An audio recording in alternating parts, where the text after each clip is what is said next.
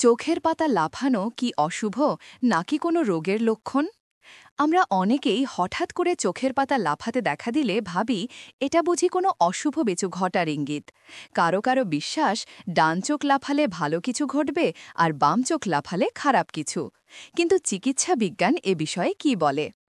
আসলে চোখের পাতা লাফানো সাধারণত স্বাস্থ্যগত বিষয় নয়।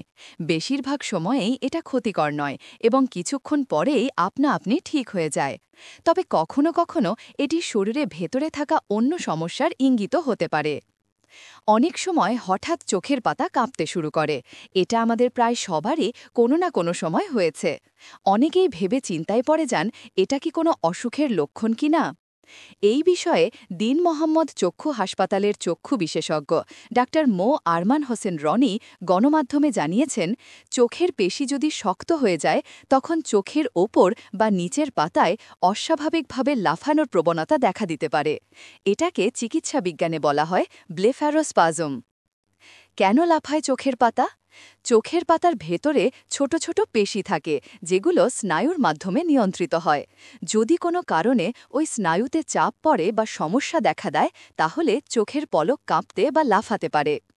চোখের পাতা লাফানোর কিছু সাধারণ কারণ হল অতিরিক্ত ক্লান্তি, ঘুমের অভাব, মানসিক চাপ বা টেনশন, ক্যাফেইন চা কফি বেশি খাওয়া, চোখে চুলকানি বা শুষ্কতা, মোবাইল বা কম্পিউটারে দীর্ঘক্ষণ তাকিয়ে থাকা, কোনো ওষুধের পার্শ্ব প্রতিক্রিয়া, ধূমপান বা অ্যালকোহল গ্রহণ। কখন চিন্তার কারণ হতে পারে? চোখের পাতা লাফানো কি অশুভ নাকি কোনো রোগের লক্ষণ?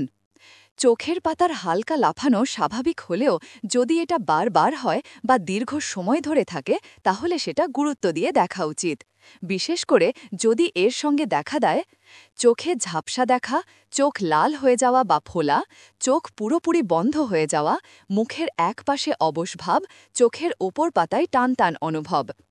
এই ধরনের লক্ষণ থাকলে এটি স্নায়বিক সমস্যা, এমনকি Parkinson's, multiple sclerosis, facial paralysis বা টিউরেট সিন্ড্রোমের মতো রোগেরও আগাম সংকেত হতে পারে।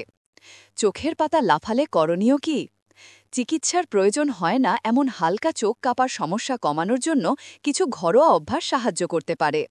পর্যাপ্ত ঘুম নিন, প্রতিদিন চোখ বিশ্রাম দিন, মোবাইল বা কম্পিউটার ব্যবহার কমান, চা কফি কম খান, ধূমপান ও অ্যালকোহল পরিহার করুন, হালকা গরম কাপড় দিয়ে চোখে সেঁক দিন, মানসিক চাপ কমান।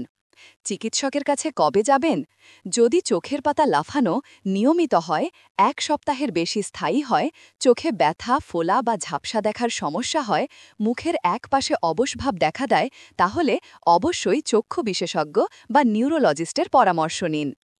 চোখের পাতা লাফানো বিষয়টি বেশিরভাগ সময় ক্ষতিকর নয়, কিন্তু শরীর আমাদের ভাষা বোঝায় নানা উপসর্গের মাধ্যমে।